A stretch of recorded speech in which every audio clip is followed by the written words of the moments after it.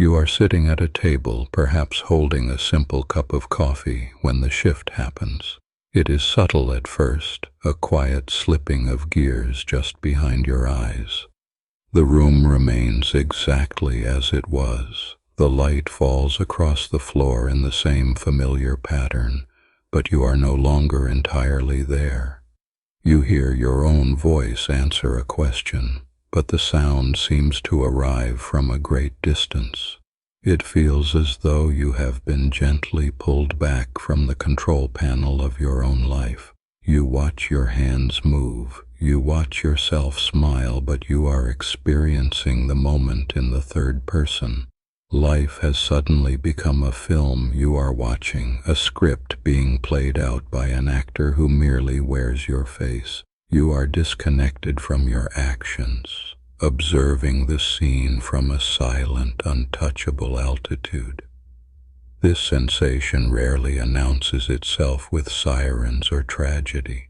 It creeps in during the most mundane sequences of our days.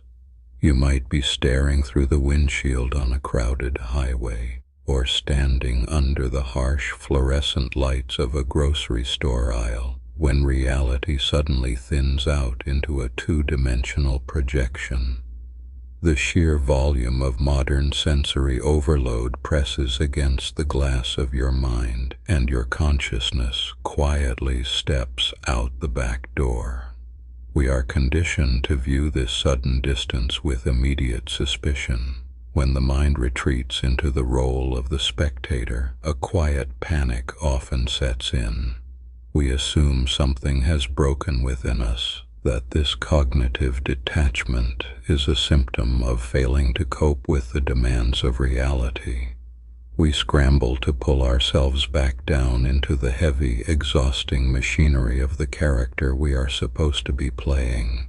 But what if this retreat is not a failure of the mind, but rather a profoundly ancient survival mechanism? When the weight of expectation and the relentless speed of daily routine become too heavy to carry, the mind does not shatter. It merely shifts its vantage point. It pulls back for self-protection, offering a momentary reprieve from the burning friction of existence. There is a profound stillness in that empty space between the one who acts and the one who watches. If you stop fighting the sensation, if you simply let the distance exist, the panic begins to dissolve into a strange, cool quiet. To understand this quiet, we must look beyond the clinical vocabulary of modern psychology, which often rushes to pathologize the unseen. We must consider the possibility that this third-person perspective is not a disorder to be cured. It might be a natural state of consciousness that we have simply forgotten how to navigate. When the modern world demands that we be completely identified with our productivity and our social masks, the sudden emergence of the watcher feels like an error. Yet thousands of years before the invention of the screen, before the relentless exhaustion of the modern age, this exact phenomenon was documented and revered. In ancient Vedantic philosophy, this sensation of detachment is not viewed as a psychological fracture. It is recognized as a profound encounter with the deepest layer of the self. They gave a name to this silent observer residing behind the eyes. They called it the Sakshi, the witnessing consciousness.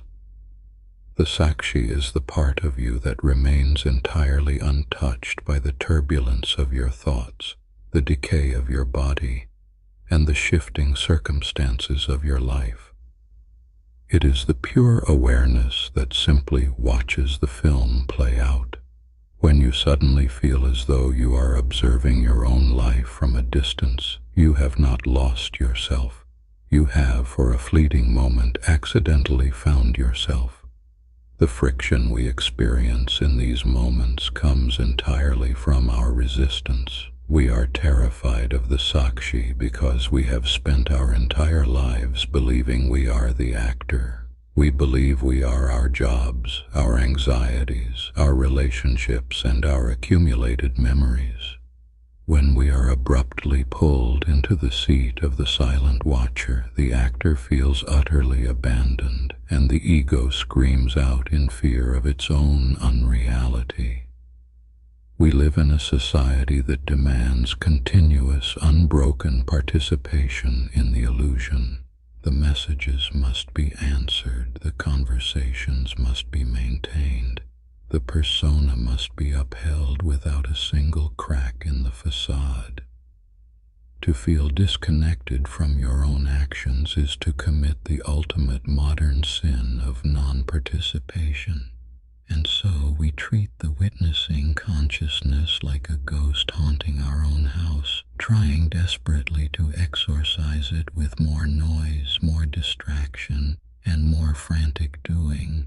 But the watcher cannot be destroyed by noise. It can only be obscured. It waits patiently in the background of every joy, every sorrow, and every mundane breath, completely undisturbed by the changing weather of your life. What happens if we stop treating this detachment as an emergency? What if the next time the world flattens into a movie screen and you feel yourself drifting up into the rafters of your own mind, you do not panic? Instead of violently forcing yourself back into the heavy suit of your identity, you might choose to simply sit in the theater and watch. You begin to notice that the Sakshi does not judge the film. The witnessing consciousness does not care if the actor is successful or failing, happy or deeply sad. It simply observes the phenomena of life unfolding. This cognitive detachment, when embraced rather than feared, becomes a sanctuary. It is a place of absolute safety where the flames of the world cannot burn you. Of course, the sorrow of feeling alienated from your own existence is real. There is a deep, aching loneliness in watching your own hands wash the dishes and feeling as though they belong to a stranger. It is the loneliness of exile, the feeling that you have been locked out of the warm, vibrant house of human experience and left to wander in the cold, silent woods of the mind. But this exile is an illusion born of a fundamental misunderstanding. You are not locked out of the house. You have simply discovered that you are the house itself, rather than the furniture inside it. The alienation comes from believing that you must constantly feel a burning emotional attachment to every passing moment in order to be considered fully alive. True presence is not about being relentlessly entangled in the drama of your life. It is about holding the tension of duality with grace. You can participate in the world, you can laugh, weep, and struggle while simultaneously resting in the quiet knowledge that a deeper part of you remains completely untouched. You learn to walk through the world with one foot in the rushing river of time and the other planted firmly on the silent bank of the eternal. It is a delicate balance, a quiet act of remembrance. You watch the breath enter the body. You watch the breath leave the body.